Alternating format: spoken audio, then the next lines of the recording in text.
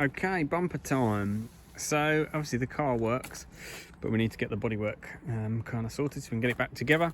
So the bumpers are quite expensive. This one's been repaired. It's not ideal, and it needs further work really.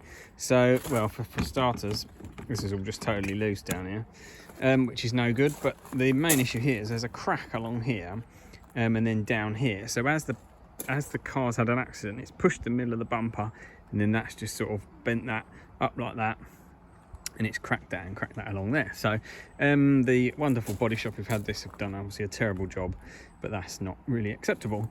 So this is going to get fiberglassed, and ideally that fiberglassed as well. We might be able to super glue that and then fiberglass it. Sometimes super glue is quite handy just to hold it in the correct position, and then you put fiberglass behind it and it makes it properly sort of rock hard. So just taking the number plate off, there's a couple of bolts here to undo. Just started drilling these out, and then I'm going to take that off, and then we can repair these two bits. Have to be a little bit careful because this has been badly repaired. It was obviously cracked, and then they've done like a plastic weld behind where you melt sort of hot bits of metal into the plastic, and then they've kind of rubbed it down, and just from moving it around it's just kind of really weak basically. And you know this bumper repair is terrible because there's overspray all over it. So we're going to do the best we can. To be honest, when ZE50s are a little bit more common over the next couple of years and bumpers get cheaper, the car will get a new bumper, but this one will do. It'll be okay. Customers not worried really about odd little sort of chips and cracks. It's just fundamentally as long as it's safe and secure basically, and that's not safe and secure. I mean, this bit's not secured in at all. It's terrible. So yeah, I'm going to crack on with that, take these bits apart, and then see what we can do. All right, cheers. Okay, so slight change of plan. Basically, I am sort of cable tie stitching it and super gluing it. And there's a good reason for that. It looks quite neat. It's actually very rigid. And the reason is because of the way this bumper's been repaired. If we look round here, so like where it's cracking here, if we have a look behind, can you kind of see? Not very easily, because it's a bit dark, but basically it's been sort of plastic welded with the heated metal things, and then sprayed and everything, and it's just not very strong. And I'm a little bit concerned every time I move it around, it kind of wiggles and cracks a bit more. So I kind of want to move this bumper the minimum, and to fiberglass that it would need to be on its front, and then the sort of weight of it, you know, is pushing it like that. So yeah, just to try not to damage it basically. So you can see I've done the same here. So that's being super glued. I can't really cable tie that bit, but I'm hoping super glue, and I'll try and get some super glue on the back, just kind of in that line, and that should be sufficient. The little cable tie is quite good because you can super glue between, and then the super glue is in that crack but also behind there as well. So you sort of put a little bit of super glue on it, cable tie, and then sort of give it some more kind of thing. And it makes it nice and strong. And I've done it in a couple of stages. So I did this bit, got that lined up, put the bumper on a couple of chairs as well as the bin to kind of get the angle right, so they sit nicely, and then clamp this bit and glue that bit and clamp that bit and glue that bit, and then I've kind of walked my way along with the clamps because I've only got 3 clamps. And kind of similarly with this bit, you do one bit and the next bit. So I sort of clamped that bit while I glued it because it was like that, and then I'm going to clamp that once that bit's dry or set. I'm going to clamp that and glue that. So that's cool.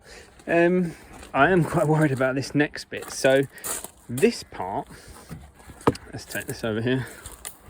So right, sorry, I'm standing in a ditch. Right, so you can see this.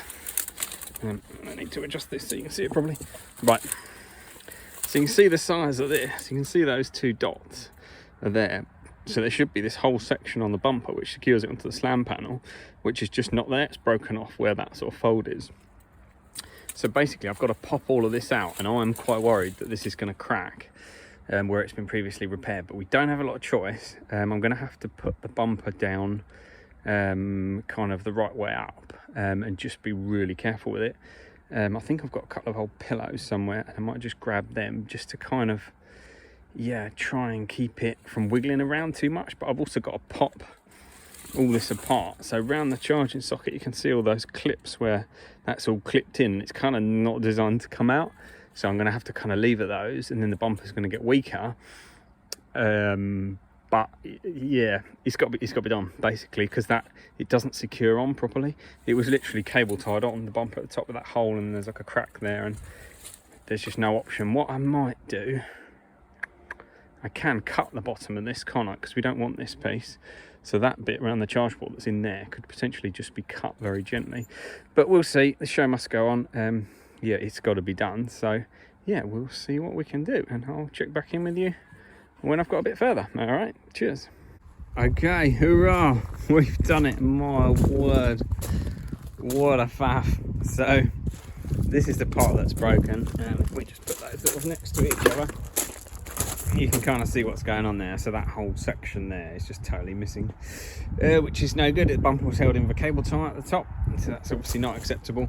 But it's all kind of integral basically. So this is the trim around the bigger bit around the charging socket, and then the trim below that, and then the front of the charging socket. So yeah, you've actually got to disconnect that from the rest of the charging flap mechanism, which is there, and then that's then small enough to fit back through the hole, this hole. So then you can take that part off, and then you've got to basically get that whole section off, and then that bit, that sort of black trim, pops off of that bit.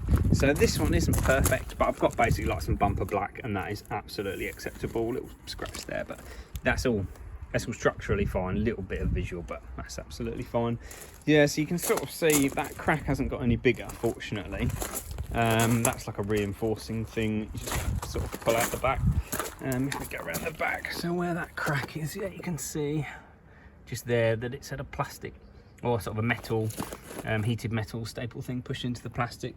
I think there's another little area, but yeah, it's generally not too bad. Just small things. Oh, there it is. So yeah, it's been sort of put back together. Obviously it was just a little bit cracked, and then they've kind of done the plastic.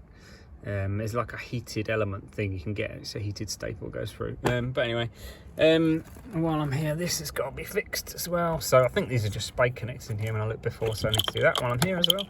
But we are getting there, so I can reassemble this. It all needs a good clean. But yeah, hoorah. I don't really like doing bodywork. It's not my thing. Painting I've tried to do, and I will not do painting. Trim is a faff, but I sort of get there in the end. So yeah, this is gonna get there. What a mission. Right, I'll crack on. Cheers. Hey, check this out.